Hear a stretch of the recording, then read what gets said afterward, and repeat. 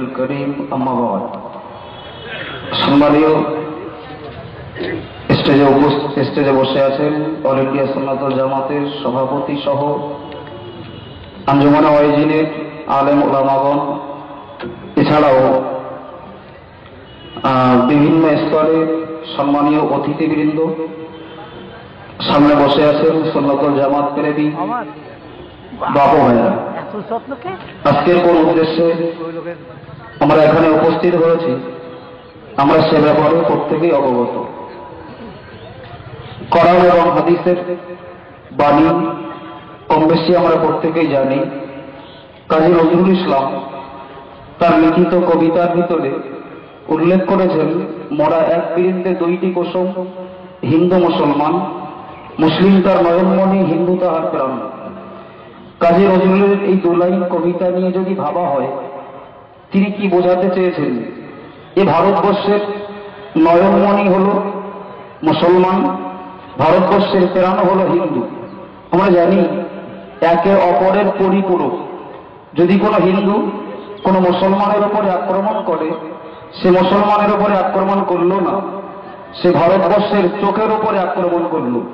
কোনো মুসলমান যদি কোনো হিন্দুর উপরে আক্রমণ করে, সে হিন্দুর উপরে আক্রমণ করলো না, বরং সে ভারতবর্ষকে প্রাণে মারতে চাইল, সে দেশের শত্রু।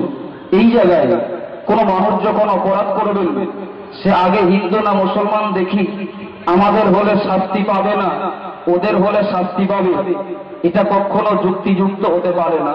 যে অপরাধী শাস্তি তার হোক, যে অপরাধী সংবিধান অনুযায়ী যার যতটা পাওনা শাস্তি ততটা তার দেয়া হোক, ইসলাম এটাও পছন্দ করে।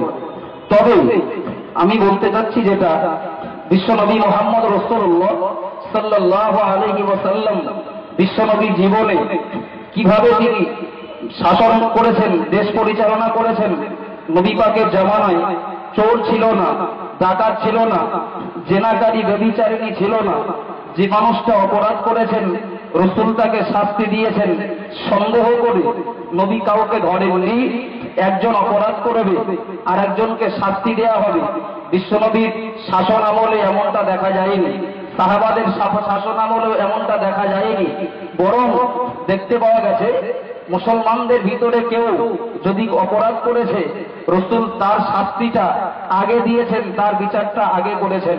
যেমন একটা দৃষ্টান্ত আমাদের প্রত্যেকেরই জানা আছে, একজন মহিলা ব্যভিচার করে রাসূলুল্লাহর কাছে গেলেন, যে বললেন, ইয়া রাসূলুল্লাহ, আপনি আমাকে শাস্তি দিন, আমি ব্যভিচার করেছি, যদি আপনার কাছ থেকে শাস্তি পেয়ে যায় কঠিন জাহান্নাম আর শাস্তির হাত থেকে বেঁচে যাব। রাসূল বললেন, ও মহিলা, তুমি ব্যভিচার করেছো, তুমি কি গর্ভবতী হয়েছো? মহিলা বললেন, জি হ্যাঁ। রাসূল বললেন, আমি এমন বিচারক নই, অন্যায় করবে তুমি আর তোমার পেটের ভিতরে যে বাচ্চাটা, ওকে শাস্তি দেব। অর্থাৎ একজন অন্যায় করবে আর একজন শাস্তি ভোগ করবে, আমি তেমন বিচারক নই। বলুন সুবহানাল্লাহ। মহিলাকে রাসূল বললেন, তুমি বাড়ি চলে যাও, যখন বাচ্চাটা প্রসব হবে ওই বাচ্চাটাকে নিয়ে আসবে, তারপরে তোমাকে শাস্তি দেব। মহিলাটা চলে গেলেন। 10 মাস 10 দিন পরে বাচ্চাটা ভূমিষ্ঠ হলো। ওই বাচ্চাটাকে নিয়ে চলে আসলেন রাসূলুল্লাহর কাছে। রাসূলুল্লাহর কাছে এসে বললেন, ইয়া রাসূলুল্লাহ, এই দেখুন আমার বাচ্চাটা প্রসব করেছি, আপনি আমাকে শাস্তি দিন। নবী বললেন, ওই বাচ্চাটা 2 থেকে 2.5 বছর দুধের হক রয়েছে, এই মুহূর্তে যদি তোমাকে মেরে দিই বাচ্চাটার খাওয়ার কষ্ট হবে, ওই বাচ্চাটা কি পান করবে, কিভাবে বেঁচে থাকবে? অপরাধ করলে তুমি, আর এমন বিচার করব না যে বিচারে ওই বাচ্চাটা ধরা পড়ে। বলবেন না সুবহানাল্লাহ? যাও, 2 থেকে 2.5 বছর ধরে তুমি বাচ্চাটাকে দুধ পান করাও। বাচ্চাটা দুধ পানের সময়সীমা পেরিয়ে গেল। রাসূলুল্লাহর কাছে বাচ্চাটাকে নিয়ে আসলেন। বাচ্চাটাকে নিয়ে এসে রাসূলকে বললেন, এবার আমাকে শাস্তি দিন। রাসূল বললেন, এই বাচ্চাটাকে দুনিয়ায় রেখে যদি তোমাকে মেরে দিই, এর কোনো নির্দিষ্ট জায়গা, এর দায়িত্ব কেউ না নেওয়া পর্যন্ত ওই বাচ্চাটা তো অসহায় হয়ে যাবে, বাচ্চাটা তো এতিম হয়ে যাবে।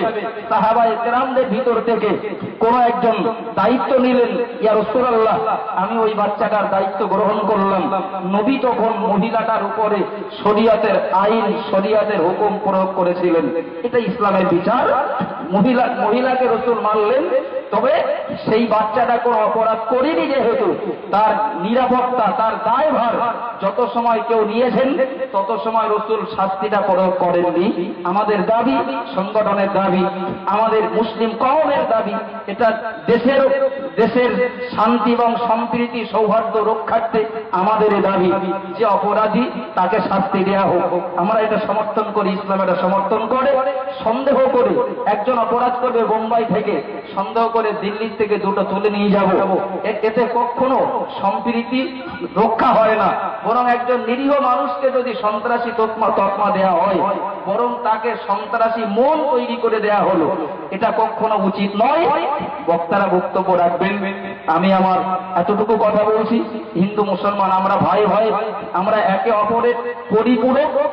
যখন কোন হিন্দু কিংবা কোন মুসলমানের ভিতরে আল্লাহ না করুক কোন অশান্তি যখন হবে, সেখানে নিরপেক্ষভাবে বিচার করাটাই, যারা বিশেষ করে চেয়ারে যারা দায়িত্বে বসে রয়েছেন তাদের উচিত।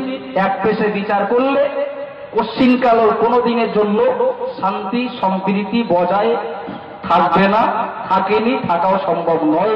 আল্লাহ পাক রব্বুল আলামিন আমাদের জান, মাল, ঈমান এবং ইজ্জত, মসজিদ, মাদ্রাসা, ঈদগাহ, কবরস্থানের হেফাজতের দায়িত্ব নিজে কবুল গ্রহণ করুন।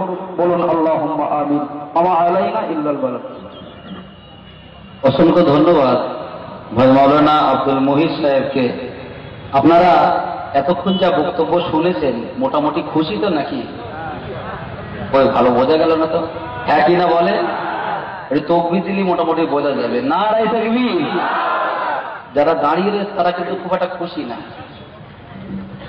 তো তারা খুশি হবেন আমাদের মাননীয় স্যার তুষার কুমার মন্ডল মহাশয় যখন বক্তৃতা দেবেন, কিংবা মাননীয় আমাদের সুগীতি বাবু যখন বক্তৃতা দেবেন, তারা খুশি হবেন। তো আমি অনুরোধ করবো একটু বসুন, বসলে জিনিসটা ভালো লাগে আর কি।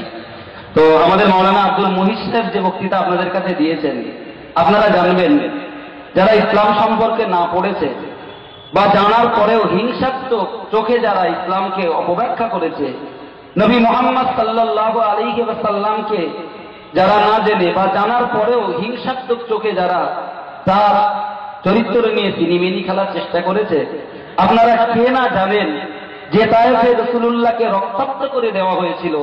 ফেরেশতারাও এসে নবীকে বলেছিলেন আপনি শুধু একবার বদদুয়া করুন, বেঈমানের গোষ্ঠী সাফ করে দেওয়া হবে। নবীজি বলেছিলেন যদি আজ বদদুয়াই করি আর এদেরকে যদি আল্লাহ ধ্বংসই করে দেন, তো কার কাছে যে আমি এই শান্তির বাণীটা প্রচার করব, ইসলামের দাওয়াত আমি কাকে দেব, কাকে পড়াবো লা ইলাহা ইল্লাল্লাহু মুহাম্মাদুর রাসূলুল্লাহ? আমি বদদুয়া করতে পারি না। বলুন সুবহানাল্লাহ। পৃথিবীতে নূহ নবী তার জাতির বিরুদ্ধে বদদুয়া এক সময় করেছিলেন। ইব্রাহিম আলাইহিস সালাম তিনি নমরুদের বিরুদ্ধে এক সময় বদদুয়া করেছিলেন। মুসা ও ফেরাউনের বিরুদ্ধে এক সময় বদদুয়া করেছিলেন।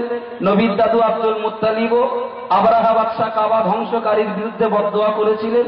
বিশ্বনবী মুহাম্মদুর রাসূলুল্লাহ মক্কায় 13 আর মদিনায় 8 সুদীর্ঘ 21 বছর অত্যাচারিত হয়েছিলেন।